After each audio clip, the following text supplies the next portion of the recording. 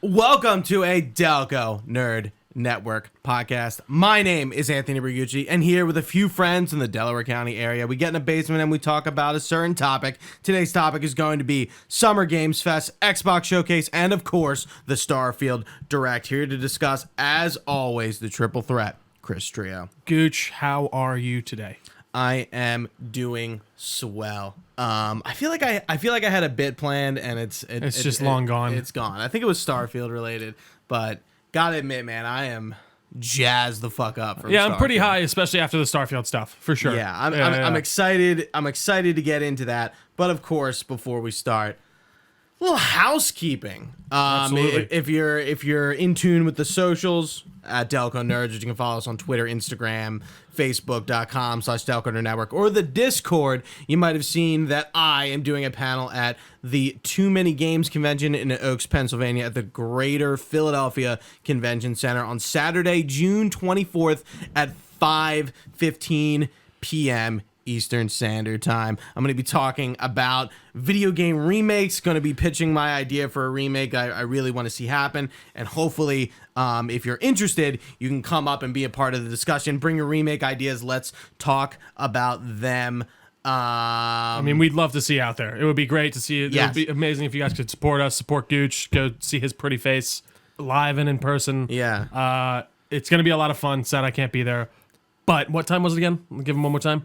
June 24th, Saturday, 5:15. Awesome. PM, And you'll still Sapphire keep hearing Stage. more about it, of course. Yeah, the schedule for Too Many Games is up.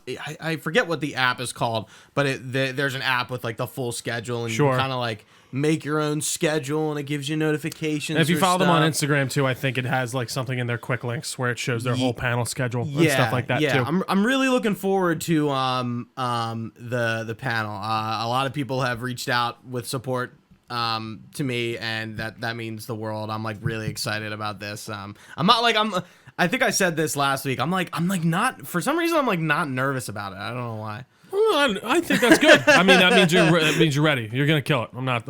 Yeah, concerned at all. I'm like not concerned about like the conversation part of it. I'm just like, is anyone gonna be there? Is anyone gonna show up? Hopefully we get a lot of like, random people off the streets of Too Many Games. For sure. And I mean, then, like, how does the panel? Is it in the middle of like the show floor? see, or is it I don't know. Yeah. Because there are a few different stages. Yeah. But I don't know. I mean, other than it's the Sapphire stage, I don't know Sure. where Exactly on the how it would convention lay out. floor I'll be. Awesome. But I'll be there all weekend.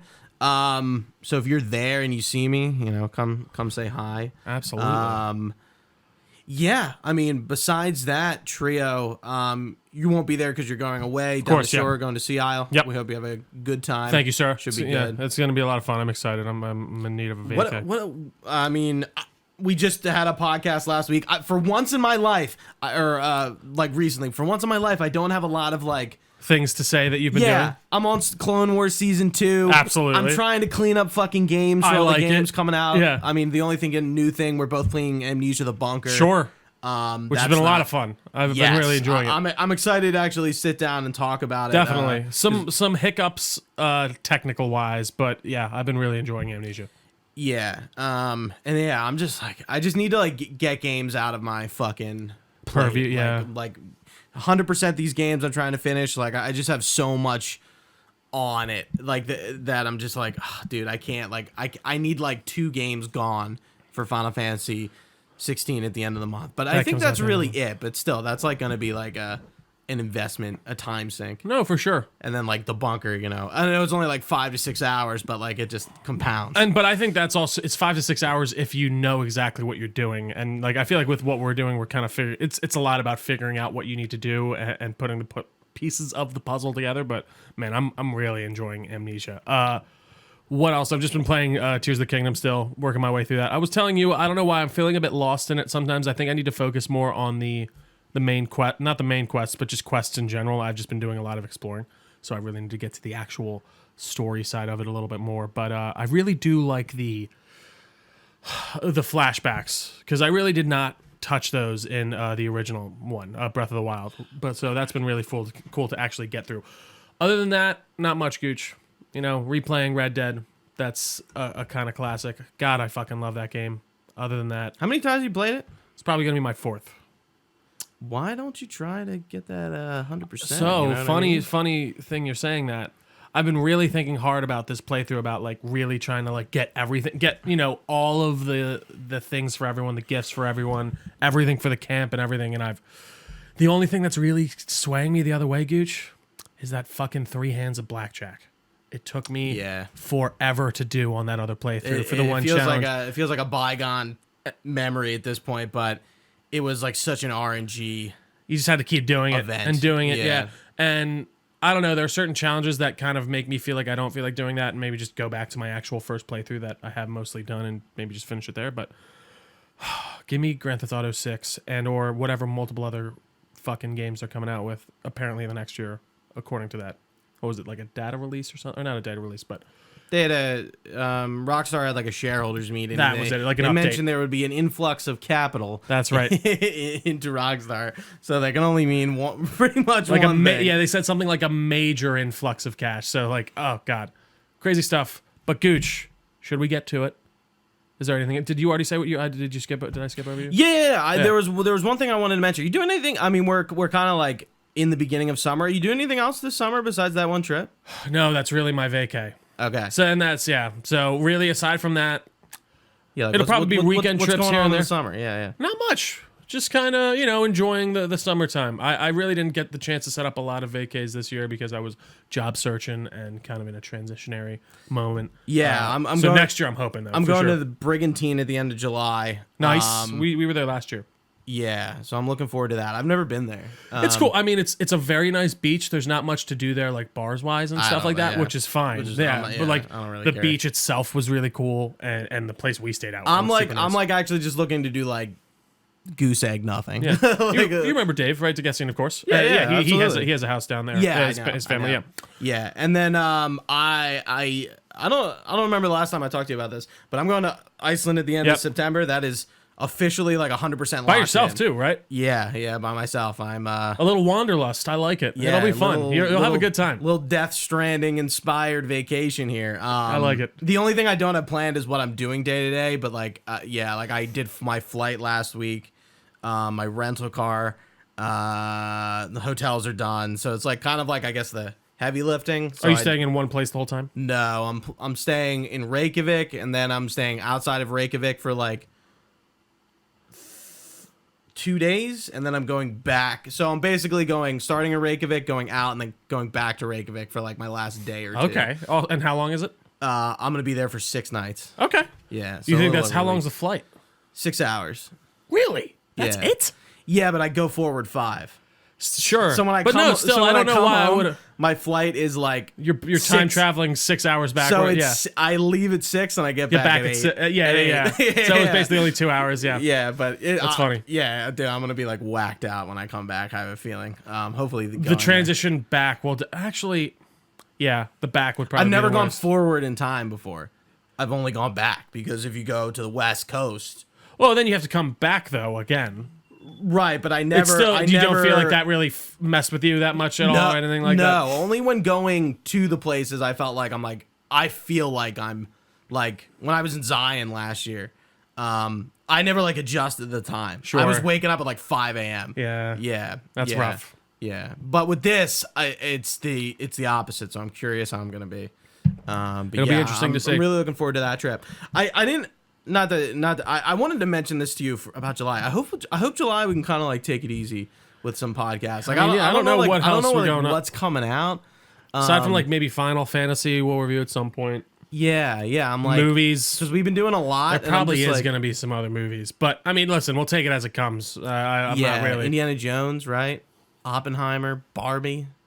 I don't know what we're gonna review. I would like to review Oppenheimer. Maybe we don't have to review Barbie. No, That'd be we funny. have to review Barbie. I'm definitely gonna see it. Did you see the Barbenheimer shirt? It's so good. It's amazing. I love it. Oh, guys, there was a meme. It was like it must have been of Tom Cruise from I don't know, a Mission Impossible, and it was like me Oh my God. transitioning from the Oppenheimer screening to Barbie, and it's like him like getting out of a Soviet disguise and then like turning just into Tom Cruise with like glass. It's so funny. It's so perfect. Oh god. It's too good. But Gooch, should we get to the nuts and the bolts of why we're here? Yeah. So, the chunk of the conversation today on this podcast is going to be the Xbox Showcase as well as the Starfield Direct. But Summer Games Fest kickoff, Jeff Keighley's kind of like main. I mean, Summer Games Fest is like a few day, week long. Yeah, I was gonna say it's still going on right now. But yeah, he did his like kickoff event. So we kind of wanted to just briefly touch on it. I don't think it was anything groundbreaking, sort of like last year, and we wanted to give sort of like our top 3 best things from that. For sure. However you want to call it. Trio. What were you impressed by from Jeff Keighley and the Summer Games Fest kickoff thing? Well, I think the easy and obvious one is MK. It was cool to see that. It looked pretty good. One of mine as well. You said it. You said it very well. It was next gen on display in a lot of ways, especially with those loading screens and everything. It was cool. The transition from the character select to the fight, I was like, "Holy shit!" The one, let's go, dude. That was for sure. No, and I mean, dude, whenever you have something as smooth and easy as that, it's so nice to see, especially in a game. It just like smoothly transitions. But I will say that the issue that Mortal Kombat and these NetherRealm games are kind of running into now with how they look is the other one still looked pretty damn good. Like, if you go back and look at even, like, Injustice 2, that game still looks awesome. And this one, like, and this, I don't mean this as, like, a gripe or anything. It's just these games look as great as they did, and they still continue to look fantastic. And were the X-rays in the last game? Yeah. They were back? Okay. It was nice to see so. those. I mean, the co-op combat I feel like it's type of thing. like I feel like it was like a mechanic in MK10. Yeah. But it's like more like just a thing now. Got it. Right? That's what I thought. Right. Well, yeah, exactly. MK10 introduced it because it was X and the X-ray. But I thought they did take it out of one of them after that. Either way, other than that, Spider-Man, of course, we got to reveal a release date, which, I mean, I was more excited by the gameplay. Pretty interesting that Jeff got the release date for that. And like they didn't reveal it at the. We got Venom reveal too out of that. What he actually looks like, which he's a big hulking that he fuck. is not Eddie Brock, confirmed. Yeah, that is confirmed. It is, I guess we don't know that it's Harry Osborn, but it probably is Harry Osborn. That's the easy answer, and I'm curious to see. But like, how that who ends else up. Would it be? Exactly. That's what I mean. So Right. at this point, they're kind of between a rock and a hard place. It's like with Jason Todd and Arkham Knight. Like, is it Jason Todd? It's like, no. Fuck. Like, who else is it? Yeah, but who was who the Arkham Venom? Knight? No, was like of course. It's like a genuine question where this is like, well, But I guess it's probably Harry, but who cares? that's what gives me pause to say Harry is I feel like they are trying to really still set it up to be like, you don't know, but obviously with the end credit scene in Spider-Man 1 where he seems to be fused with the symbiote in some way, you would assume that it is him. Venom's big as fuck, as you can see. Did you see the statue? I didn't even think about it. Like, It's huge. well, Venom, just him compared to the Spider-Man, it's insane. Like, he is gigantic, and it was cool to see his look. Very Venom. I'm excited for that game. And then to round it off, probably would be Alan Wake. I really like that gameplay reveal. Absolutely. It looked awesome. I think so that's we're going to not, be like an so we're end mostly playing as the cop lady, right? But Saga there are Alan Anderson, yeah. missions. Or is that, are there Alan missions still? Or I think he's in the game. Obviously, he's in the game. It's named after him. Yeah, I don't know. I don't think they because I saw like it. a roundup that was like Alan and like those Twitter posts that you said you hate that with the check marks. Yeah, and it was like Alan. One of the dash points was like Alan missions to be very dark and grueling or something like that. So I don't know. That made me assume then there are missions where you still play. So. Before I give my top 3, what did you think of the Prince of Persia like new entry? It's called The Lost Crown, coming out in January. I mean, because we're expecting the remake of the first one. And are you a Prince of Persia fan? I did, it's funny, vaguely. That's like play, not an IP we probably have ever talked about. I played it way back all. in the day when like the newest one came out, and like when we were in like I don't know middle school. I want to say, maybe Sands of Time. That was. I'm not the biggest fan. They're going like 2D, 3D style, right? I actually don't know if I caught that trailer. Was it like side-scrolling stuff? Side-scroller, 2D, 3D, yeah. Right. Yeah, like how that Assassin's Creed game almost was before those other ones. Yeah, but probably better. Yeah. Hopefully. I don't know. I think it looks cool. I saw, was it getting grief or something? I feel like I was seeing. I don't know. Okay, maybe I was misseeing things on Twitter, but I think it's just interesting of like they announced the Prince of Persia remake. Where is that? So that's fully announced. That's like coming. We know that's happening. It got delayed. Okay. Oh, Yeah, that's right. it was- Didn't they start it from like the beginning again? Didn't they like restart? I have no development? idea, but I feel like I vaguely Ubisoft like remember them saying announced it. that, and it's like it's coming out. It was like in an E3 time frame. Oh, right, And they right, was like right, it's right. coming out in September, and then like they delayed it, and we never heard about it again. Yeah. I don't know. Ubisoft's been doing that a lot recently. With what else? I feel like all their titles, Mirage, not now, but Mirage kind of got debuted, and then like we heard nothing about it.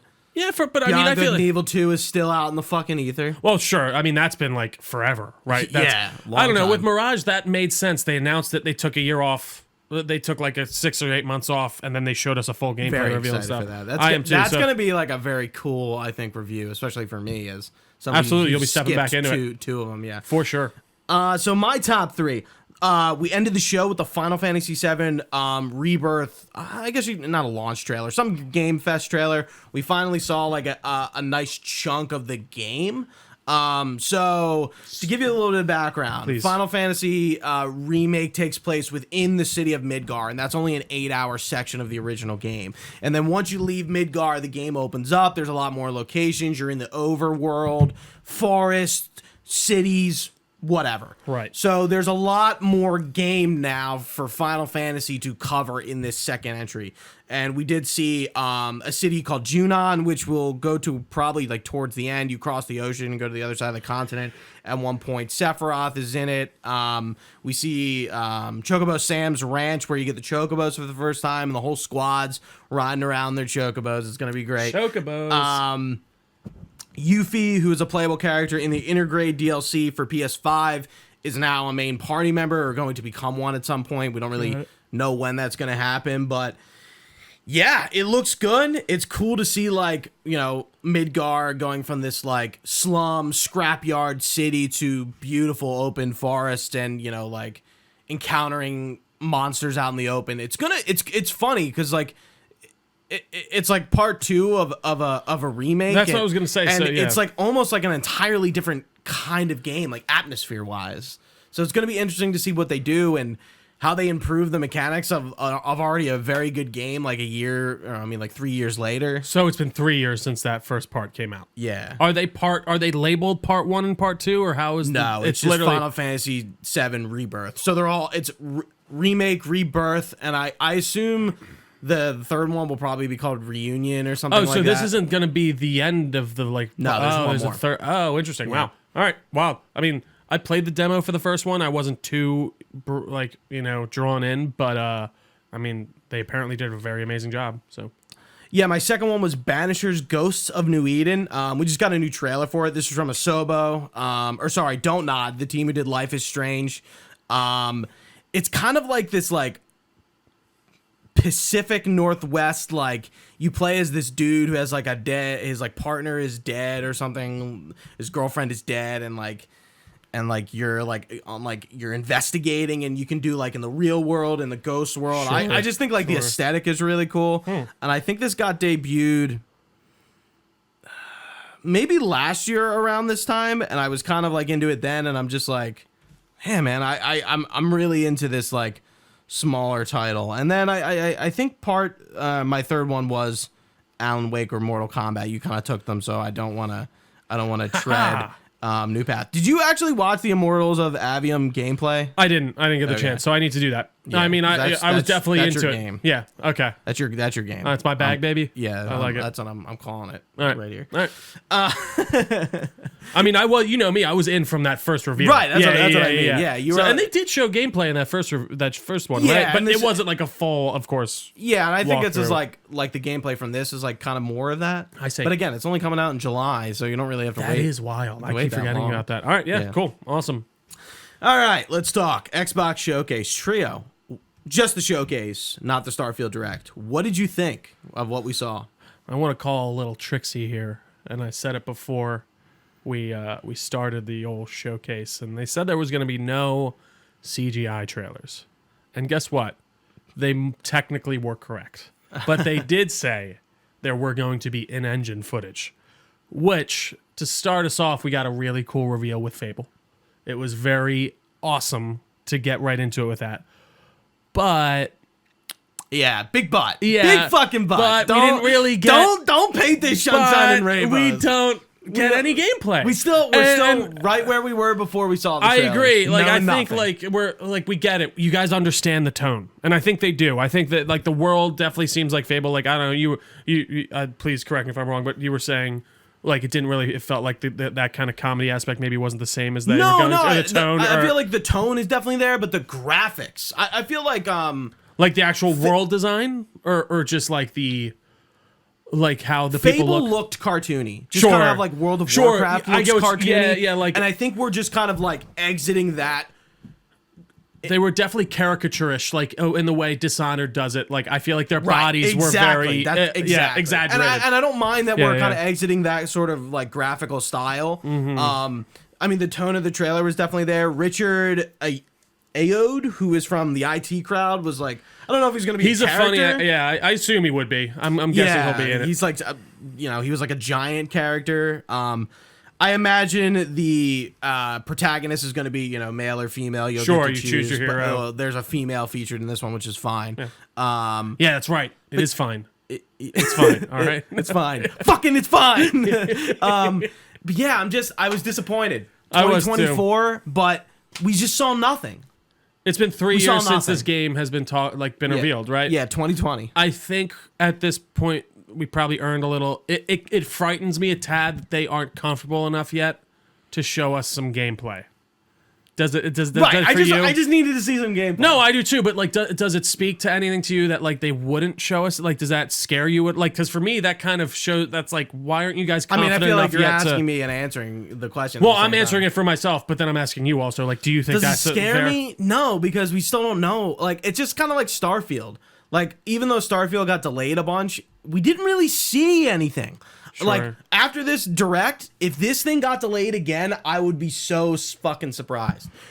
Like, what, Starfield? You mean? Yeah, because we've really seen a lot of Starfield. It looks ready to go. Well, I was gonna say to me they seem very confident in that being ready to be shipped. Whereas like this, I get what you're saying. I don't know. It does make me feel a little bit trepidatious that they aren't comfortable enough yet to show us anything. Right, but then I guess good. If it did get delayed, I'd be like, wow, well they showed us something. Like I wonder what happened. Again, double-edged sword for sure. Yeah. I agree. It's just still disappointed, but yeah, that's my only gripe. I do feel like there were some CGI trailers that were in-engine footage, but it's basically the same. We were saying something. It's basically the same concept. Yeah, because I was like, like in-engine footage, but like it might as well just be a CGI. CGI cinematic. Yeah. Anything else with Fable? No, that's really it. Just I thought it was a good way to start it, but just sadly it wasn't the kind of wasn't enough. Yeah, it wasn't what we needed to get it really going. Next up, we have South of Midnight announced trailer by Compulsion Games. These are the developers of We Happy Few, which was an Xbox Game Studios title back in 2018 that didn't really do all that well. I think a lot of ambition, a lot of hype behind it, but ended up not really delivering. I'm pretty sure it was episodic. South of Midnight is a third-person action-adventure game set in the bayou, the deep American South. Yeehaw. We play as Hazel, who is seeking to repair a broken world while dealing with some mythical creatures you may or may not recognize. Very cool art style, Into the Spider-Verse, like 25 frames a second thing. Yeah. I think from like an artistic standpoint, it looked cool. I agree. Looking forward to see absolutely. If Compulsion Games can kind of win back some hearts and minds after We Happy Few's lackluster. What is the game? True. Third-person action. I assume. Doesn't tell you but much. I don't know. Doesn't tell you anything. If I don't get no gameplay, I don't get that excited, unfortunately. Again, like we were just talking about, another like cinematic in-engine whatever. Yeah. Okay. Yeah. Oh, and let's just jump to another one of those, shall we? Yeah. Star Wars Outlaws, our open world Ubisoft massive Star Wars game has been announced. We play as the scoundrel Kay Vess, and this is coming in 2024. This is a long-awaited open world RPG from Massive. It's been talked about for a while. Yeah. Gooch, what did you think? Not very impressed. Here's why. All right. I just think okay, Star Wars open world, cool. Looking forward to it, I guess. Even though we just got Jedi Survivor, so it's not the same though. I just got right, but I just kind of got.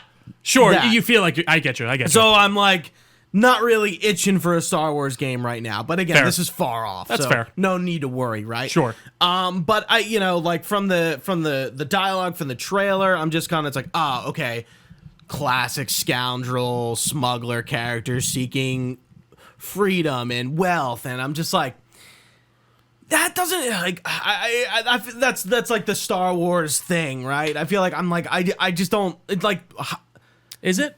I'm how is this different from like Cal Kestis' journey as a survivor to kind of obtain freedom and find his own way? Like, I don't know. I think I think you can explore very different things in the context of him being a Jedi versus her being an outlaw, and the type of things she'd be willing to do and that you are probably able to do versus Cal. And I'm hoping there is some type of morale system, and you can be a good, more a nicer or a worse bounty hunter or something like that. Listen, I agree with you when we're jumping into you said, like, and here we jump to another CGI trailer, but they did right at the end go, we're giving you gameplay tomorrow. So I'm like, all right, that's fine. That's why I will give that one a slight pass for that. But that's it. Otherwise, though, I don't know. I was very intrigued. I saw a lot of, good reception on it from what I saw, was seeing under comments and things like that. I'm excited. I really am. I want an open world, full on, hopefully RPG-like Star Wars game. Who is Ubisoft Massive? Do we know? I want to say they've done like Just Cause and stuff before. They're that team. Let me look up. So here's my only issue. I'm just nervous with a Ubisoft open world game. We've had a lot of those, and not a lot of people completing those. Too big, very generic. I mean, a lot. Far Cry 6, Valhalla, Odyssey. Just to name a few of their open world titles That sold very well. I know. Like I get people's gripes with the Ubisoft and stuff like that. I do, but at the same time, like, why would they change something that does and sells very well for them? I think there is room for improvement, and I hope that there is within this game, and I hope it's not the cookie cutter generic Ubisoft game we get, but I'm sure there will be some of that involved, definitely. But let's see here. They developed. Oh wow, they actually developed Assassin's Creed Revelations, Far Cry 3, The Division. Oh, so they worked on the Division stuff. And they also are working on that Avatar game as well. So, I don't know. I mean, I think they could do well. I'm hoping for the best. I like the idea of being an outlaw, being a bounty hunter, not even a bounty hunter, but a scoundrel. Excuse me, I'm sorry. But I'm excited. I don't know. It is Star Wars, so that's definitely, I'm a bit biased there, so I will admit that. I just got to see some more. No, I agree. I said that too. Am I excited? Sure. I want to see the gameplay, and I'm excited that we will get some actual gameplay tomorrow. So, yeah, that's nice. Just a heads up, I'm using an article that goes like a bit out of order. It's like kind of like the big announcements and then like the little announcements at the end. I'm using a Digital Trends article because we literally just watched the showcase, so I didn't put my own together. Just a heads up. So we're not going in like thank you to Digital Trends. Total show order. Yes, I'm sure someone would have written in and complained. Thank you for the write-up. So Persona is getting a reboot and a Tactics spin-off. We got the Persona 3 Reload trailer leak a few days ago, so we knew this is coming. The third Persona game is getting a remaster, which is something that is well wanted, not well needed, well wanted. A lot of people want this. People been clamoring. And mind you, like a lot of most of the titles we're talking about, Game Pass, Series X, Series S. This particular one is on also Xbox One and PC. Yeah, I just again, since I didn't make my own write up, I don't have like all that information. Unless they write this up, then I'll say it. Most of these were Game Pass. There was a few that weren't, of course, but a lot of them were. I would say majority. Yeah, like everything seemed to be on. Aside from Xbox. Like Star Wars and a few other bigger ones. Like yeah, I'm curious. Like, what if everything shown was an Xbox exclusive or not? Probably not. Yeah, I would imagine the way like PlayStation. Outlaws, probably not. No, definitely not. Yeah. I would be. I mean, I guess PlayStation was gonna have KOTOR, so I don't know. Maybe not, but I don't know. I'm assuming. Actually, hold on. Where's the Star Wars thing? Yeah, it doesn't even say. Yeah, you can imagine it is. Yeah. But again, that'll be my best guess. Yeah, and then Persona 5 Tactica is a tactics RPG spinoff that's going to hit platforms on November 17th, and then the Persona 3 Reload is going to be early 2024. Avowed gameplay, finally. I think this was me and you's big fucking moment. We're finally seeing some Avowed gameplay. This is going to be, of course, on Game Pass, Xbox Series S and X, PC, Steam, 2024 trio. What did you think of the world of Eoria, which is where this game takes place? Gooch, I got an itch, an Elder Scrolls itch, if you will. And goddamn it, I think Avowed can scratch it. I thought it was amazing. I was enthralled by the world I was looking at. It was bright. It was vibrant. Everything was nice and saturated, like you pointed it out. I thought it was super cool. The magic looked awesome. The world design looked intriguing. You got knights. You got weird fungal glowing forests. It really feels like they're running the gambit. This feels a bit more all-encompassing even than Outer Worlds was. They put a lot of time into it, it seems. I'm excited, man. Yeah, I think this is really gonna be able to get us through the time between now and Elder Scrolls 6. Of course, on top of Starfield. This is gonna scratch and this is gonna scratch that itch to like the nth degree. I think I'm be like, yeah, this might as well just be Skyrim. One of the things I noticed, like, I think that companion we were talking to, his name is Kai. Yeah. According to this write up, there was a lot of like beast races, which I thought was really cool because I was kind of saying with Skyrim, and I'm like, but you know, it's mostly human elf races. Yeah. Not like, obviously we have the Khajiits and the Argonians, but like they're not. Yeah, I guess those are the only two beast ones, really. Right, yeah, that's it. There's not like a badger race. Like Kai was like this like reptilian humanoid kind of character, like chameleon almost type thing. Yeah, like very cool. And then we saw some other like bestial kind of races, and again the colors were popping, the magic was popping, everything was fucking popping. I'm excited. Yeah, I'm gonna have to rewatch that trailer for sure. I was thinking the exact same thing. Yeah. Do you think it's actually gonna come out in 2024? I'm hopeful, but you know me with release dates. Until I have it in my hand, I ain't believing nothing. Mm-hmm. But I'm hopeful. Next up, we have Senua's Saga Hellblade 2. We finally got a release window, which I don't think was enough. We first saw this title at the Game Awards in 2019 when the Xbox Series X was announced. And we've only seen a trailer since then. And we see like this, essentially what I would say is like an early cinematic of just like, you know, displaying the voices in Senua's head, and I guess she's kind of like discovering like the path she's supposed to be on. The reveal was much more action oriented, right? The first time they showed us. Both of them were. Both the trailer. Like this was not action focused at all. Definitely focused more on like the narrative and like the whispers in her ears and stuff like that. I'm sure watching that with headphones on might present a bit differently. But I was unenthused personally.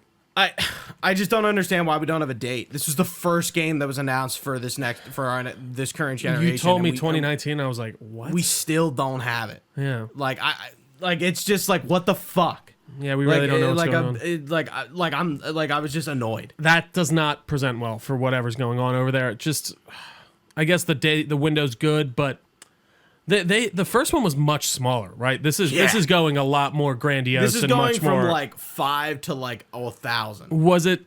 Would you say it's similar to the way a Plague Tale was, or was that those were closer in scale? I think they were much closer in scale. Got it. Okay, interesting. So maybe that's presenting them an issue. I don't know. Maybe that's what's preventing them from getting it through the door as quickly as they need to. They're not used to working on such a large project. Did they work on bigger things before that at all?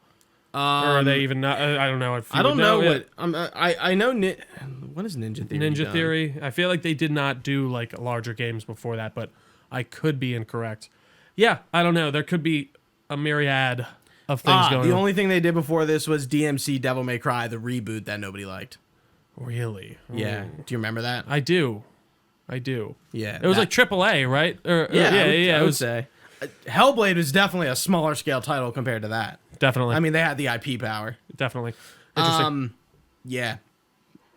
Yeah. I think that my biggest issue with this conference, I didn't even give my opinion about what I thought. I'm sorry. We kind of, because I was talking about Fable and then we just kind of went into it. Yeah, we jumped right into it. I think like we had a wide variety of games displayed, but like just like PlayStation, not enough gameplay, and I just like not enough dates. A lot of release windows, not a lot of dates, and I didn't really like that.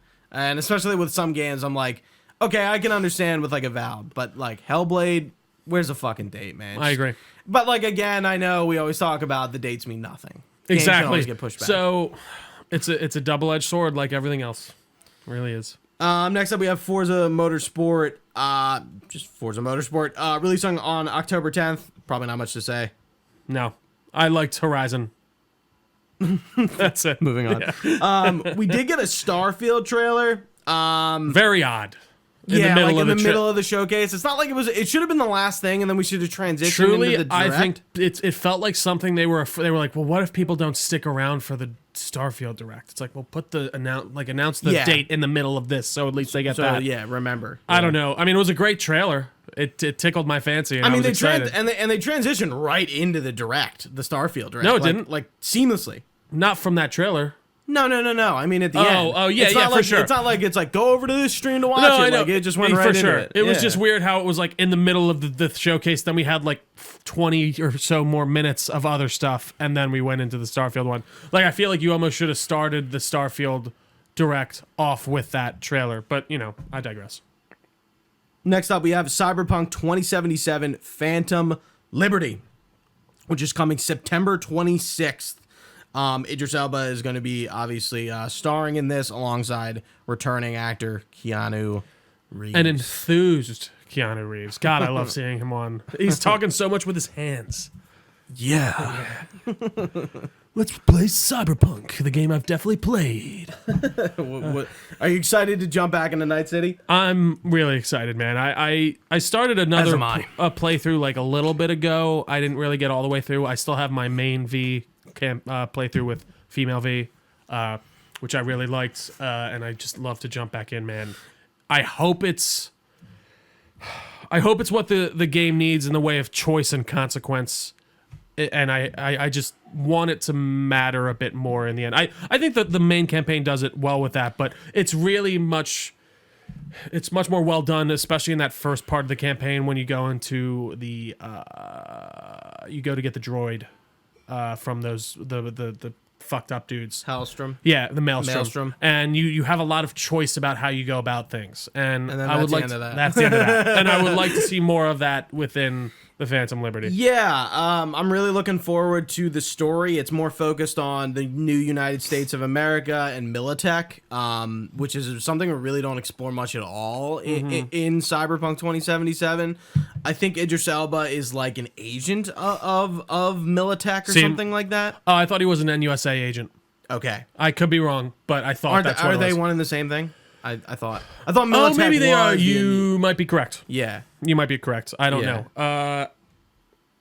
Would you explore a new side of Night City, correct? Was it called Dogs? Dogtown? Yeah, something like which that. Which I guess is like, like American Dog. I kind of get what they're going with that. I see.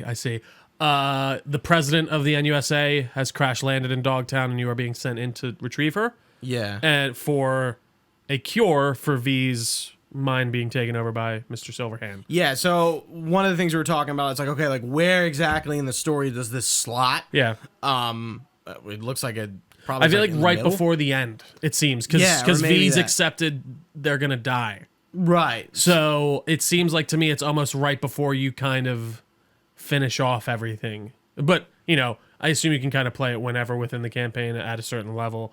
I'm trying to remember when did you have to play Blood and Wine? That was a very end. That was an epilogue. DLC. Yeah, that's what I thought. Hearts of Stone was whenever. Was very much you could play. But this is a $35 DLC, so chunky boy. It should be chunky if it's going to be that price point. How much was? I'm going to look it up right now, but you don't know off the top of your head how much Blood and Wine was, right? You asked me during the thing, and I'm how much was Witcher, Blood and Wine? I would imagine 2025. It was $20. Yeah, that makes sense.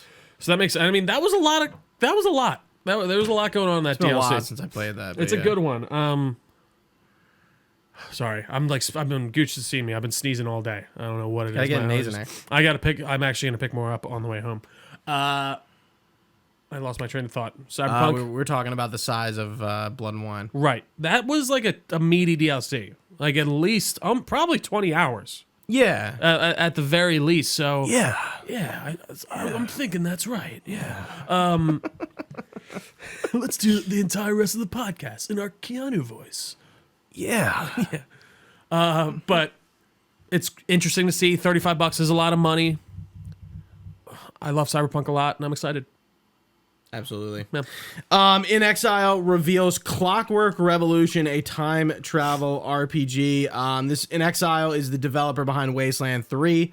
Clockwork Revolution, previously known as Project Cobalt, is a first-person RPG shooter with steampunk-inspired retro-futuristic flair and some time travel for good measure. No release window has been set, but the studio will share more in due time. So this looks like a fucking, not to be like mean, but a BioShock Infinite ripoff almost. Not in a bad way. It just looks very like inspired for sure. Like, ripped, yeah. It's like, oh yeah, we like BioShock Infinite, so we made our own version of BioShock We Infinite. took that steampunk, and I think they are leaning more into the steampunk aesthetic even more than BioShock Infinite Right, did. and they have this like time travel element, and it looks like you can kind of change the game world based on some but very much decisions, it seems obviously. like gunplay and like powers of some kind too. Or am I misremembering that? Do we see her do we see any vigor type powers used at all or anything like that? No, I thought we No. did. Maybe I'm misremembering, but maybe you're thinking of the end of Starfield. must be.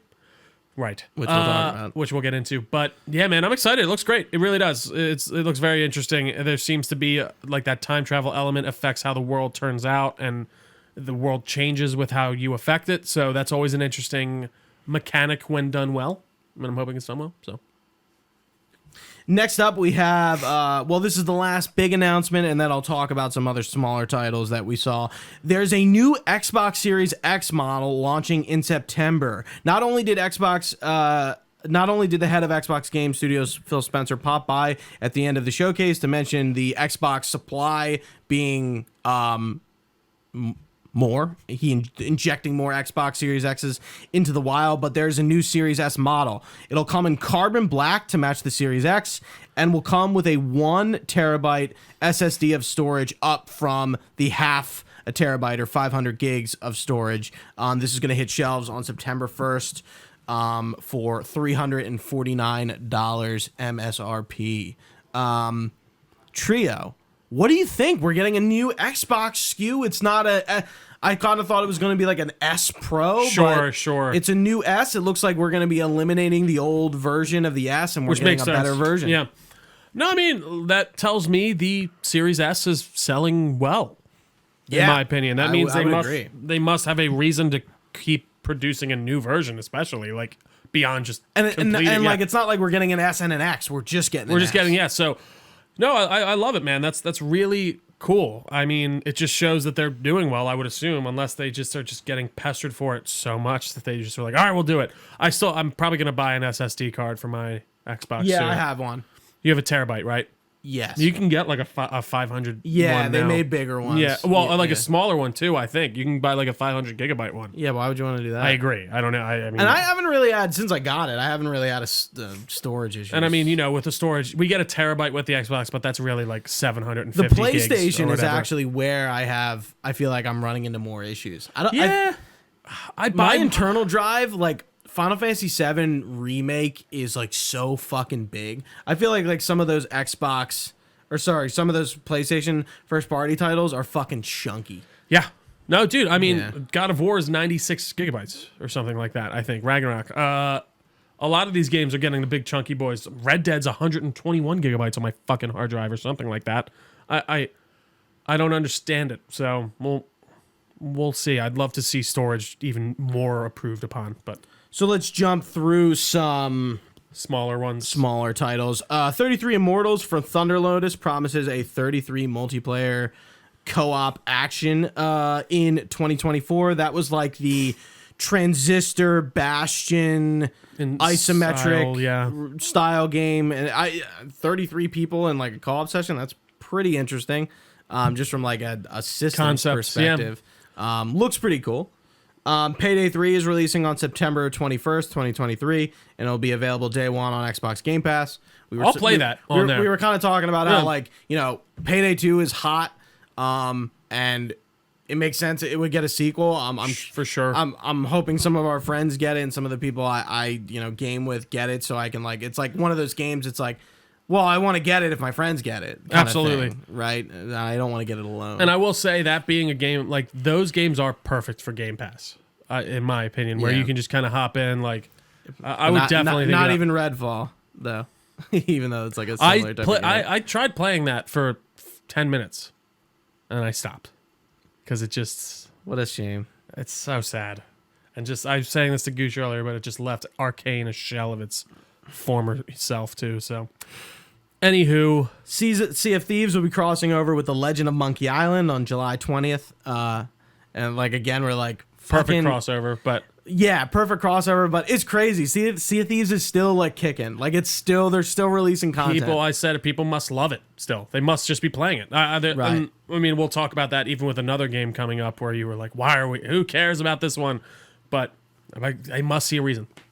Asobo is releasing a new Microsoft Flight Simulator for the year of 2024. We're going to have a new career opportunities, which was like fire rescue, things like that. Cargo transportation, things like that. Which is interesting. Obviously slated to come out in 2024, Series X and S, PC. And then the reason I'm buying it. The Dune DLC. You get to fly as the Thopter. From Dune. Is that what it's called? The Thopter? The Thopter, yeah. Thopter. And this is coming out on November 3rd. It's like the Firefly-looking ships that they use in the Dune movies. Yeah, because in the last one they did like the Halo crossovers, yeah. right? Oh, that's right. You could fly a Pelican, right? Yeah. That's so dope. I can't imagine being like a real flight simulator nerd and having like a full setup and being able to play that. It's probably so cool. Like a Dragon, Infinite Wealth, the Yaku spin-off is getting a sequel in 2024. I forget what the main character is, but he wakes up, looks like he's in America, talking Japanese on a beach, naked, very Austin Powers-y. Absolutely, to coin very and I'm much like, oh, so. this is interesting. Yakuza is a series that, again, there are so many fucking entries in that series, and it's so like sounds like daunting to even get into. But they come out with like a lot of them. And like, everyone who plays them seems to love them. On the PlayStation Showcase, we got another spin-off Yakuza game. It's like they're pumping them out and they're bringing them to the West. Like some of those titles were like Japanese only for a while, and they're finally getting them over here. But people like Yakuza, man. Absolutely. And they're delivering. They want to be like a dragon. Fallout 76 is getting an Atlantic City DLC. As cool as that is, because it's local to us, god damn it. How the fuck are we still releasing DLC for 76? How? The Pit DLC came out, and it was horrible. Nobody played it. Nobody talked about it. My only guess... I don't understand. My only guess is that people are playing. Like, why else... Are they, though? But why else would they keep supporting it? To show that they're like committed, like they just don't want to take an L. You think? Yeah, I do. At this point, they've done a lot for 76, and I actually just got done watching like a video essay on 76, like a 6-hour one, and it's to be like 76 is worse than you know, and it was kind of like talking about like how basically like with the Wastelanders DLC and adding like the NPCs into the game, they pretty much had to like rewrite their entire game, like everything they like, because like there were no people in the game. Yeah. So now as soon as you get out of the vault, there's people. Sure. So you have to like rewrite your and the story for the main game is precedented on no people. Sure. So like they have to like it's so strange. Yeah. I mean, this game really has gotten like 7 needles to the arm. Yeah, it sucks. I mean, it's probably going to be the only real Fallout content we're going to get for the next 10 years. I was really hoping to see a Fallout collection of 1 and 2 being remastered and ported to Xbox. Just I think that intuition. Just makes sense. You just felt like right. I feel like a nice cash injection for Bethesda. I feel like people would definitely eat that up and buy it. You want an easy cash injection for Bethesda? You don't even have to remake it. Make 3? Fallout 3 look better. Just make it look better. I don't want that. I do. I would play that. I don't care. And like I would love that. Oh my god. Would I play it? Fallout 3 would I play the Fallout 3 remake? Sure. Yeah, I would. But I don't think we need it. I mean, like Fallout 3 really hasn't aged well, so it's kind of odd for me to say. Yeah, that's probably because it's the most modern old one in that way. Like those 1 and 2 are completely different types of like they're RPGs, but they're like tactics. That's games, what I thought. Yeah. Anyways, next up we have the Japanese-inspired Kunitsu-Gami Path of the Goddess, which is a new IP from Capcom. We got an announcement trailer for that. Very Neo looking, feudal Japan samurai kind of vibe. Yeah, like very Japan, like ghosts and stuff, like weird demons and stuff like that. Yokai. Then we have the Elder Scrolls Online Journey to Necrom. The latest expansion for the popular fantasy MMO will be out on June 20th. That's in a few days from now. Overwatch 2 Invasion is, the PvE stuff that they canceled. That's coming to us in August. Yeah. I couldn't give less of a shit about this, especially after the Blizzard announced that they're canceling the Overwatch 2 traditional campaign like they promised with the sequel. So I finished the battle pass for this last night. I probably won't be coming back for this on on a precedent. Yeah, no. I'm not on principle. You mean or on on principle. Yeah. I'm just this isn't you're giving us a half-assed version of what you promised us. Yeah. So, yeah. The whole reason that you created Blizzard. This new game. Yeah. Right. They've really lost me. Jusant is a magical climbing puzzle game. Published by Donod and set to release in the fall of 2023, so not too far. Kind of surprised we don't have a date or something like this. Dear Esther developer, The Chinese Room, and I think, like we were saying, I'm pretty positive they did a machine for pigs. No, they absolutely did. You're correct. They did a machine for pigs. Yeah, The Amnesia, sequel, spinoff, I don't know what you want to call it. Yeah. They announced their new game, Still Wakes the Deep, an eerie game about an offshore oil rig worker, horror title coming out in 2024 on Xbox Game Pass. I'm in. Looks good. I would like to replay a Machine for Pigs because I really hated that game. Yeah, it's the story's interesting, but they do take out so many of the survival aspects of it. You have that a lantern, all the your oil's always on. There's the monsters aren't really that smart. You can really kind of easily run by them all. Right. The story's somewhat really interesting. Short. I didn't find it crazy short compared to the other ones, but yeah, definitely shorter than the original one. It's funny, playing Bunker has made me want to play Into Darkness, I think. Or was that the name of the first one? Dark Descent. Dark Descent. But yeah. Next up, we have Dungeons of Hinterberg, a cozy-looking RPG with monster fighting, skating, small towns, and more. Set to launch in, again, another 2024 release date. Series X, Game Pass, Series S. This one looked kind of cool. Yeah. Build even more cities in City Skylines 2, which is set to come out on October 24th of this year. Pre-orders are up. Metaphor ReFantazio from the makers of Persona 3, 4, and 5. Atlas's first brand new IP in a long time. Fantasy RPG set to release in 2024. Interesting that they wouldn't make a Persona 6. I find it interesting they're kind of doing a new IP, considering how popular Persona is, given 4 and 3 I've gotten ports and remakes, and then 5 is success. I will give them this, that it just looked like another Persona game until they put that title up. So I think that will still scratch the itch that people need. Yeah, people buy this. So game, I think I actually think it's a good idea on them to create kind of a separate just a new IP that they can also use to kind of maybe switch back and forth. So they're not just giving you Persona every single time. Yeah. Stoic, the studio behind Banner Saga, has announced Towerborne. It'll release sometime next year and will be available on Day 1 Game Pass. So this was what? You kind of like a settlement in a tower, and it was... You're taking back the world. I really... Yeah. It was it was a bit vague, but probably not. I just didn't care. I didn't pay attention that much. And that's it. That's the Xbox Showcase. Who wrote that up again?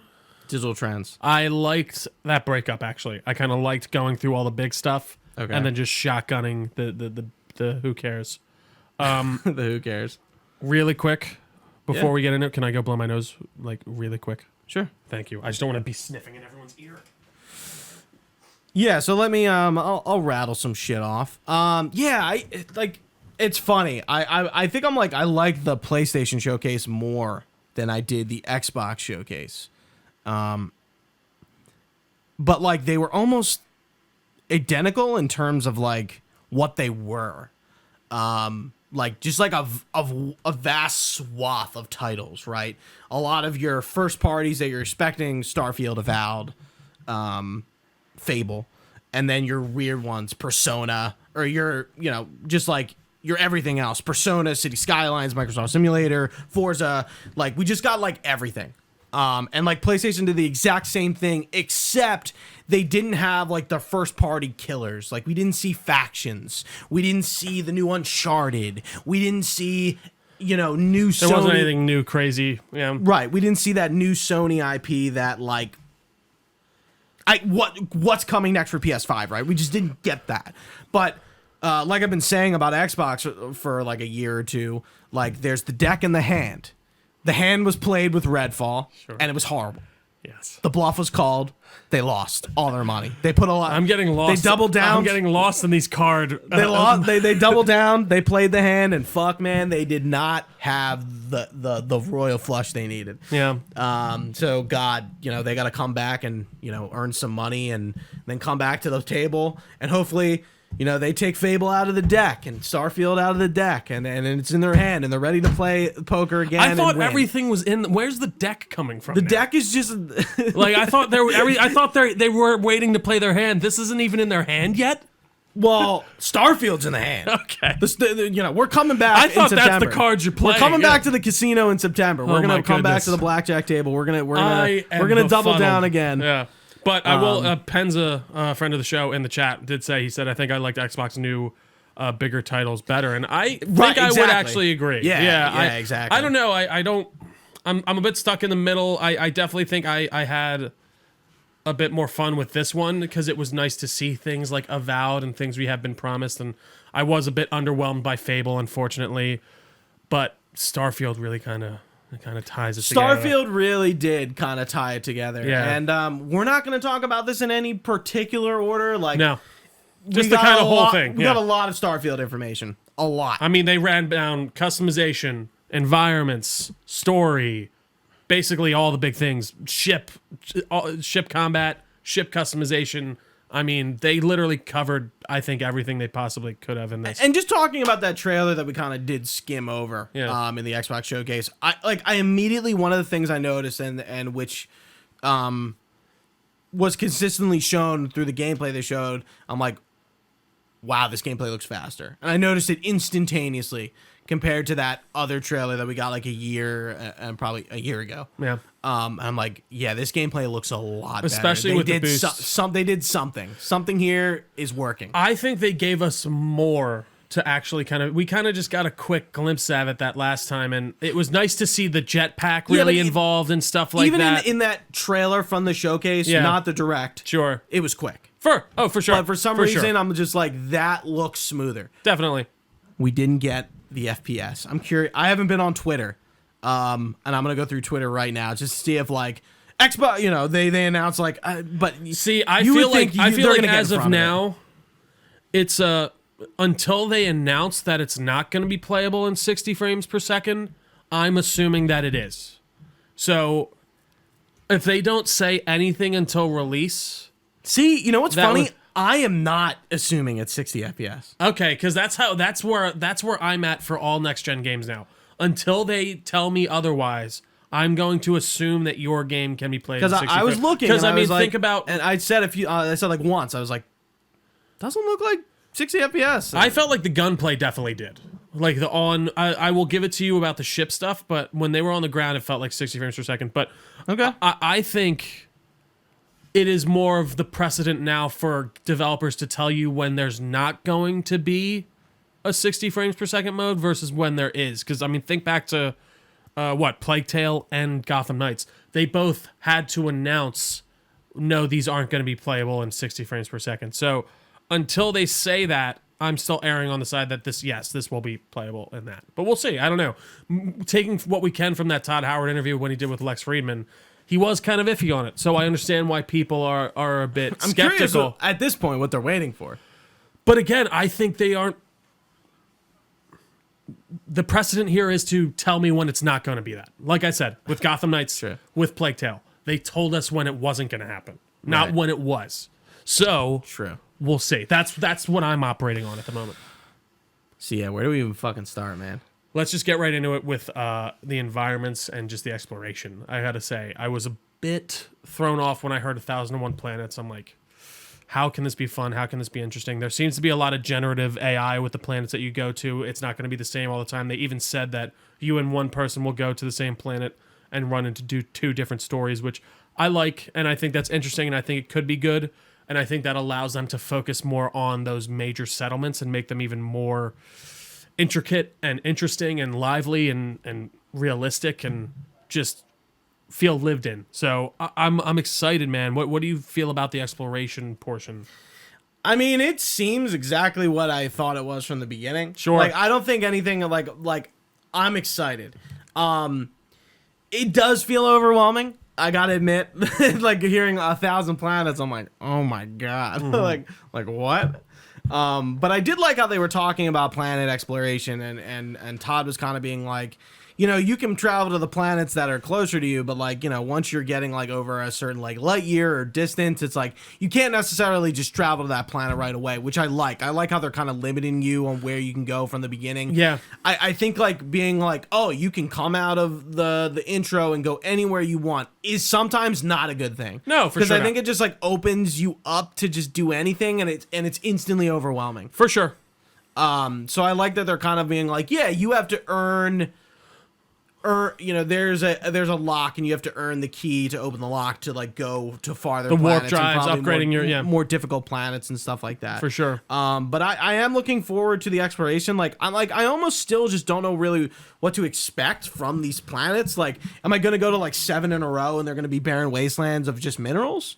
Well, so that's what you say. I think it's you get the gambit. You'll have that lush kind of tropical planet that we saw, and then over the horizon you got a barren moon that's freaking covered in sulfur or something like that. You know, I think they are truly trying to create that wide gambit of what could be out there, and I like the term they used for their style of like NASA punk. It definitely feels very interstellar inspired, sort of alien, like original Alien films. Like it's grungy. It's not like super futuristic, it's not but like Mass Effect. Exactly. Yeah. Like, yeah, absolutely. It's not that super slick futuristic tech, which I like, and I think it's a very good style to go with. But yeah, visually, I think the game looks stunning, and I'm very curious to see how interesting that exploration will be, and if it gets, you know, repetitive and like it turns into the Minutemen missions in Fallout 4, where they're like, another settlement has come under attack. Go help. You know what I mean? Like, you can establish outposts and send your characters there. I hope they're gonna, like, I don't want my settlements getting attacked and me getting a quest to have to go help them out in order to free it. Like, I don't want that. Yeah, I agree. I don't even want the idea to be like, my companions will do it. Like, why don't my things just not get attacked? Or maybe they do, and I don't find out until I go there. Like, I don't know. Like, No, yeah, I kind of agree. They need to make the outpost system just more fine-tuned to the world and not like annoying. I'm excited to use that building mechanic too, like I said, without shanty shacks from Fallout 4 and stuff like that. One of the devs was talking about how you can go like to an isometric view and you know, really lay overhead out your compound the way you want. Right, you're not just like on the ground being like, where am I? You know, yeah, is this clicking right? Yeah. like, what am I doing? The customization seems through the roof as well. I mean, between the ships, your spacesuits, how your person looks. I was like genuinely impressed by like just what you can do with the ships, and they really showed you. It's like, okay, here's your starting ship, and okay, I'm gonna upgrade this a little bit. It's the same starting ship, but it's a little cooler. And then the one dev's like, you know what? I made ships out of animals, and here's a ship that looks like a platypus. And then another dev was like, we made like a mech ship, and it's like this fucking. Like, it looked like the T from Tron almost. You know what I'm saying? The rectifier ship. Yeah. Like it looks something like that. And I'm like, that is awesome. And they're really kind of hitting home. It's like, we want you to do anything. And with you can have your own fleet too. You can have multiple ships. That was one of the questions I asked. I was like, oh, I hope you can have more than one ship. You can have your more starfighter class versus your cargo ship. Right. And there seems to be different functionalities with the ship. The ship, like, I'm curious, is my home going to be an outpost, or is my home going to be my ship? You know? I think it's going to be your outpost. I think there's going to be, you can probably buy a home in the settlements. And I would assume that you can have your main outpost that you like. You build out. So I don't know though. That's definitely an interesting question. I'm not asking literally. I'm asking for myself. No, for sure. And I'm kind of going through what I would best assume that they would do. Because like your ship is always going to be with you. You're always going to be going back to it. And you have your own crew in there and everything. You have crew and companions. I wonder how differentiated we're going to get. Like, is there going to be like people? It's like, okay, this is Lieutenant McNamara, and he's not a companion, he doesn't come out with you, but he's your communications engineer for your They ship. did say most of your crewmates can come out Companions. with you as companions. At least I could have sworn I heard Todd say that. I'm just thinking like in a logistical terms, like think about Outer Worlds. Your crew is just your companions. Well, for sure. And they're not like a crew. They're just your this companions. seems to be much more beyond that in the way of like you can get closer to certain crew members and there's people you like to out with you. I think they did mention romances. No, for sure. Nothing really to talk about, but they mentioned it. I think there's going to be an insane amount of companions / crew members in this. Yeah, that you can get. Yeah, so, and they all have special not abilities, but like their specialities and stuff like that. Right. Too. I think that's a great transition to talk about the character customization, which we did see a little bit of, which I was hoping. I'm like, we did see a little bit of that before too. Starters from the beginning, Yeah. right? And the Yeah. traits and the background thing, Yeah. which I think is really cool. Very D&D style, For sure. Kind of way to choose your background and who you are. It's like, okay, you're It will affect you in the game. A cybernetist, a cook, like and Outer Worlds kind of Dialogue did this too. options. Yeah, opens up new dialogue opportunities, and they're bringing back traits from Fallout New Vegas, which you get a pro and a con. The biggest fan one was good. See, but not that was in Fallout, but the adoring fan. Was that a trait? That I think that's a trait that you can choose, like because it's like you get like he'll follow you around all the time, but you also get this or something like that. So the adoring fan from Oblivion is back. Looks exactly like the adoring fan from Oblivion. Same voice. Yeah. I'm like, that's awesome. Yeah, so that was a trait. I missed that. Yeah, I thought so it just showed traits. I think you probably just said this, but just to reiterate, they give you a bonus while also giving you some type of detraction. Okay, so that is a trait. I can't remember what. That's actually hilarious. No, it's good, but then he's just following you around everywhere. Yeah. Right, and then they take him out to the ship, and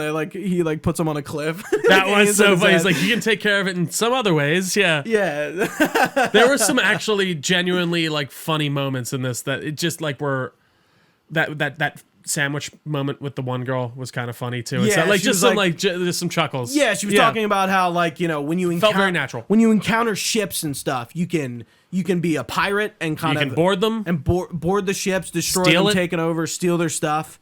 Yeah, steal the ship. You can steal take the ship yeah. and add it to your fleet. Your fleet, yeah.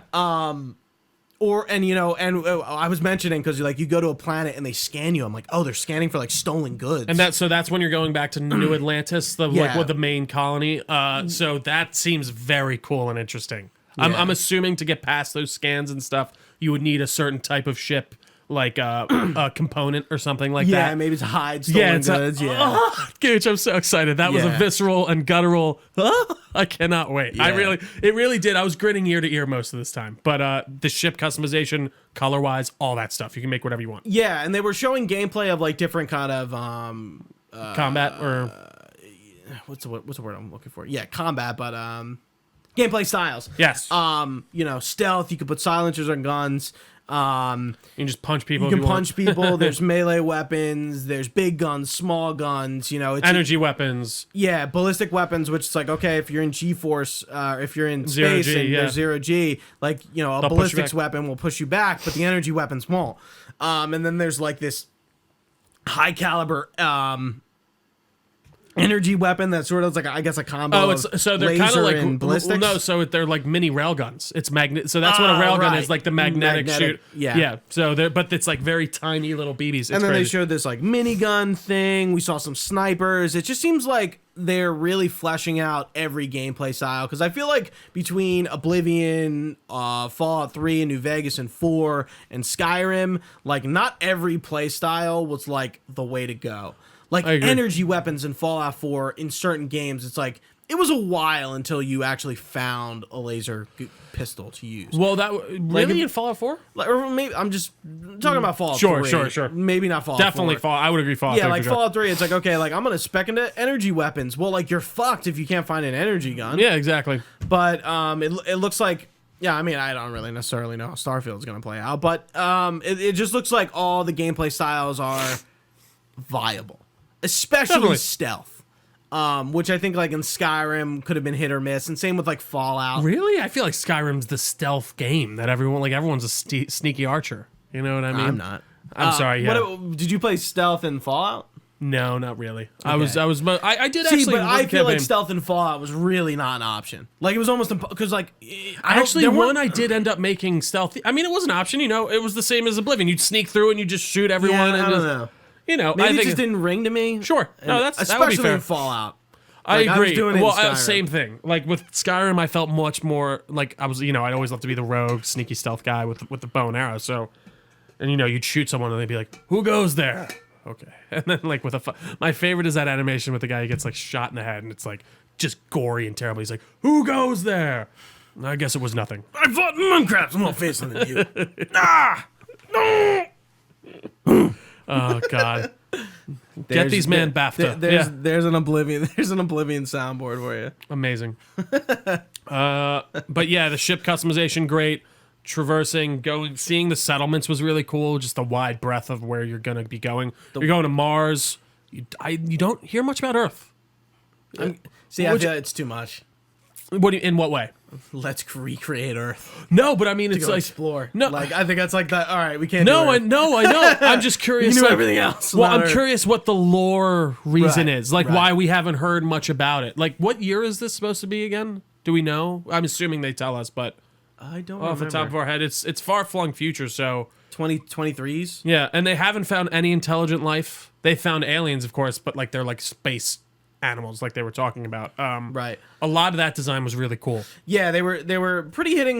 They were trying to hit home that like the design of the creatures weren't to like these like they're animals. They were animals to that world, not aliens. But of course, they are aliens. But like they're not like monsters. No. And I think that's what they were trying to hit home. And it's like, hey, like, you know, like you're encountering like wildlife. Exactly. Like you're not encountering like these like just like monster alien things. It's wildlife that may look monsterish, but they are wildlife first. They are the fauna of the world. And yeah, a lot of cool and interesting design. Just the different planet atmospheres and everything. They talked about how they're really kind of using actual data about how an atmosphere would look on a world, depending on how far it was from the sun that it's at and what kind of sun Right. it's orbiting. Right. I'm wondering the lighting on the planet. I'm yeah. wondering how they're going to treat gas giants and stuff like that. Yeah, like you what you're going to be mentioned able to do. Like that should be I'm sure they do Hey, in you some need to way. unlock X upgrade to be able to traverse the gas giants or even go Near, yeah, even go because I near mean, it, right? most of them don't have any. Their gas giants don't have surfaces. But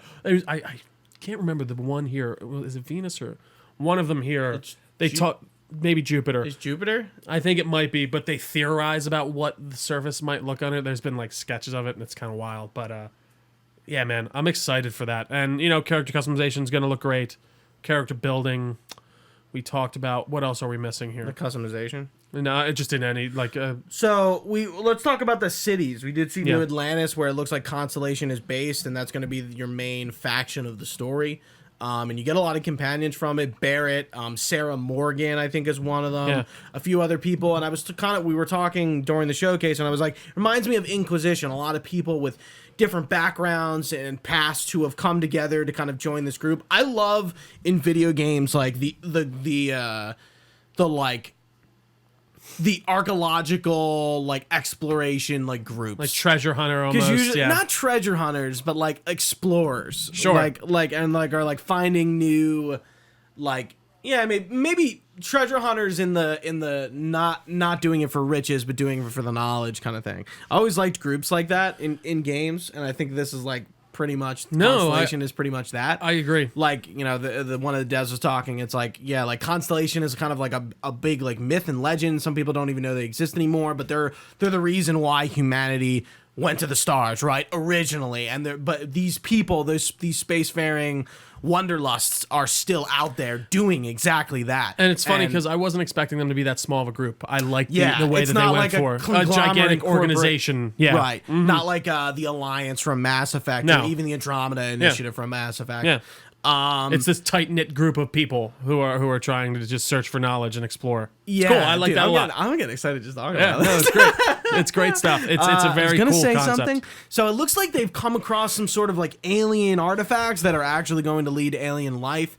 And at the end of the trailer, not to segue us to the end, but just Sure. the very end, the last thing we see is, I don't know what our character is called, but our character using some sort of telekinesis ability, Something and like makes that. people float or something like that. I'm Seems like it's going to be shit, their are we the getting, dragon shout of this game. Right? Are we gonna get powers of some sort? Because we didn't see any of that, and we were kind of thinking like, oh, maybe they didn't show that because it's narrative focused. It's very narrative so they focused, don't yeah. want to talk about it just yet. For sure. And I'm kind of cool with them keeping that to the vest because unlike Skyrim, we knew all about the dragon shouts. That was like a big thing that they talked about in the marketing.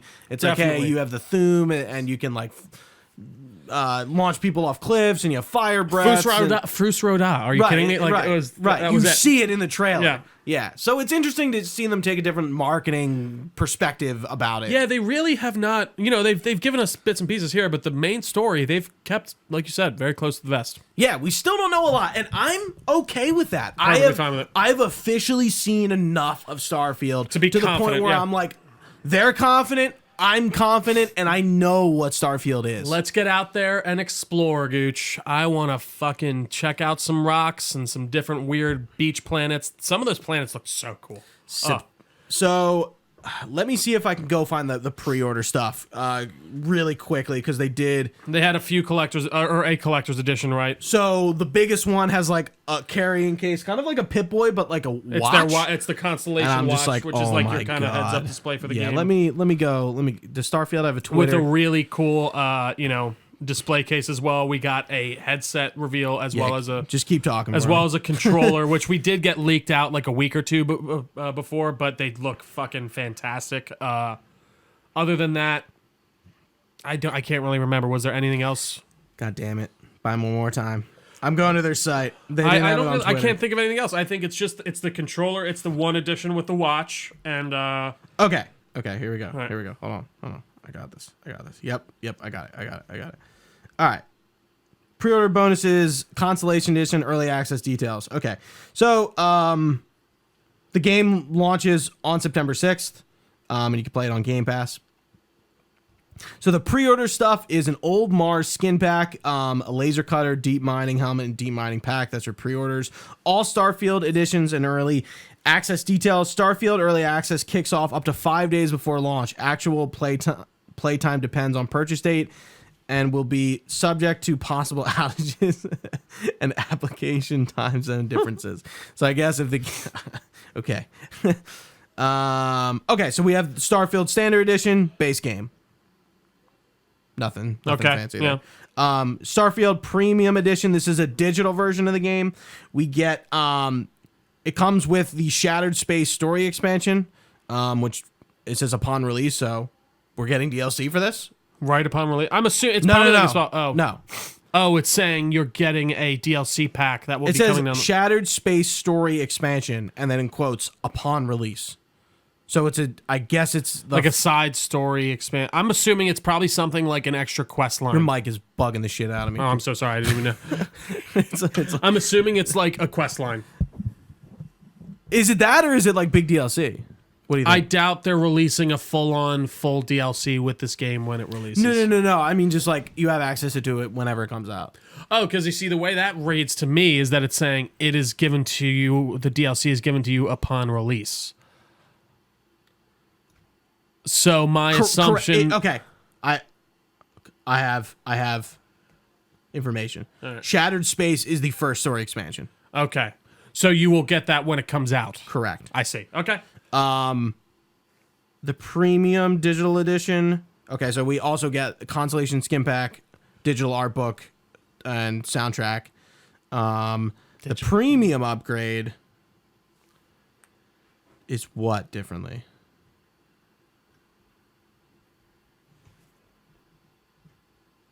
Oh, okay. It's just like if I get the physical version, then I get this stuff without the game. Got it. That's it.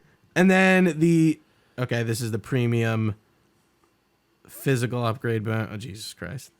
All right, here's Do we need all of these? Here's the Constellation one. So you get everything we just talked about. Steelbook display case, Constellation patch, credit stick with laser etch game code, and Do you not get a game? Oh no. You don't get a fucking Hold on. disc? Then the Starfield Chronomark watch and case. Okay. Hold on. I wouldn't be surprised. No, it gives you a steelbook. That wouldn't make any sense. Gooch, every game's doing that now. Spider-Man doesn't come with the disc. It just comes with a stupid fucking steel disc, a steel thing to put nothing in. Oh, no. Because what's the fucking point? Oh my god, it's so frustrating. Credit stick with laser-etched game code. I'm paying... What does that 200, mean? that means you will get a stick that has your game code on it, but it's like a display credit. But is that what it is? I'm assuming. That's my best guess. Hey, if I'm giving you $240 for your fucking special edition game, someone break it down. Give me a disc, you assholes. I'm so sick of it.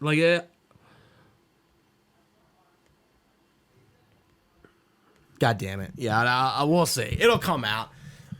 If that's so, fuck, man. I want a fucking game. Because then you gotta buy the game they get you fucking. It's such a jerk off move. I really hate that. I hate it so much. It's $20 to print that disc, not even, and put it in the disc and put it in the fucking thing. Insane. I wonder if it's another size thing too. I don't know. But either way, what else, Gooch? Anything for those? I'm trying to think. We talked about some companions. Talked about the customization all over. Gameplay. The main story. I mean, you said it. I was surprised how long the direct was. I thought the direct would be kind of 20 minutes. 20 minutes, half an hour. It was like 40 minutes. 45, I think. It was honestly. It was long. It was really chunky. And that's why I said earlier, I'm sorry. Did you just hear that? What? Like a buzz? Maybe it was just in my head. I don't know. I didn't catch it. Anyway, I'm confident that Bethesda is confident about this game. I am too. After that, very much. You know, it was not a quick display. It was like, here, we're just going to show you. This is what the game is, and I still feel like more gameplay than you want. No, for sure. And I was actually going to ask you that. Do you feel like they showed too much, or do you feel like they kind of gave us exactly the amount that we needed? Showing us too much would have been like talking about the story to like a decent extent, which they didn't do. No, they just kind of they talked I feel about like Constellation, the group. I feel like they laid out very well what people know exactly what they're getting into with this game now. And I think that's great, and I'm so excited. Gooch, I'm gonna say something a little sad here. The quick collector's glance, edition is $300, by the way. $300, and I don't get a fucking disc. Let me see. I'm going into the Twitter. No, we'll figure it out later. I'm sure it's not. I'm telling you. Ask me the question. I thought at first glance that your Mass Effect shirt was a Ant-Man and the Wasp shirt. Really? This whole time? No, not the whole time. It was when I first came in, but I just thought of it again. It was just because of his mask on the side. I was going to say like radioactive spider blood, but that wouldn't make sense. Radioactive. We'll just be like, we'll be playing that after this. Spider-Man. You don't even spit. It's like Spider-Man. Spider-Man. He's not even saying anything. It sounds. Spider-Man. Oh gosh. Do we want to tell that story real quick? I mean, yeah, I guess we were listening to the banger that is the 1990s Spider-Man intro theme. And we were trying to decipher what it is the gentleman on the track was saying. And we got to it finally. It was Spider Blood, and we could not stop laughing. We were dying Gooch was dying on the floor. Radioactive, Spider Blood. You got it backwards. It's Spider Blood, radioactive Spider Blood. It's fucking insane. Gooch was literally rolling on the floor laughing. We were no, absolutely. I was dying too, but like that is definitely one of the hardest I've ever seen you laugh. You like sent it just to me randomly. and I just said that out loud. Oh god. Overall, man, I'm excited for Starfield. Confirmed. No physical game with the collector's edition. What a fucking shame, dude. Ah, god damn it. Do I have to get the game twice now? $300 and I don't get a disc. I'll literally give somebody my fucking code. You might be able to do that with someone. Honestly, like if someone wants to buy it anyways, then you could give them. You got to find someone willing to do that. Either way, I'll just be like, you pay me, I'll buy the physical game, and I'll give you the digital code. Do I get the data disc? No, you don't get this anything. Is bullshit. All right, well, yeah, I'm gonna see if I can go fucking pre-order this collector's edition or like right now. Are they up now, or do you think or is it later? Yeah, they're up. All right. Well, as Gooch searches away, anything else? No, man. We still got some Summer Game Fest left to go. UB Forward is on Monday. Something else is tomorrow, too. Or maybe that's it. I don't know. I know Ubisoft's the big one. Yeah. But this should be fun. thank you all so much. If you've been watching with us live on twitch.tv/Delco Nerd Network, we really appreciate your time. You can find this podcast anywhere podcasts are found. Just search Delco Nerd Network. We are also on your favorite social media platforms as well, at Delco Nerds on basically everything. We got a Facebook page. We have a Discord channel, all of which shall be linked down below. Come hang out, have fun, chat with us. We would love to have you there. You can email us all your comments, questions, or concerns at delconerds@gmail.com. We would be happy to get back to you. You can find all this information on our website, delconerdnetwork.com. For Gooch, I've been Trio. Thanks for watching, guys. Stay nerdy, and we will see you next time.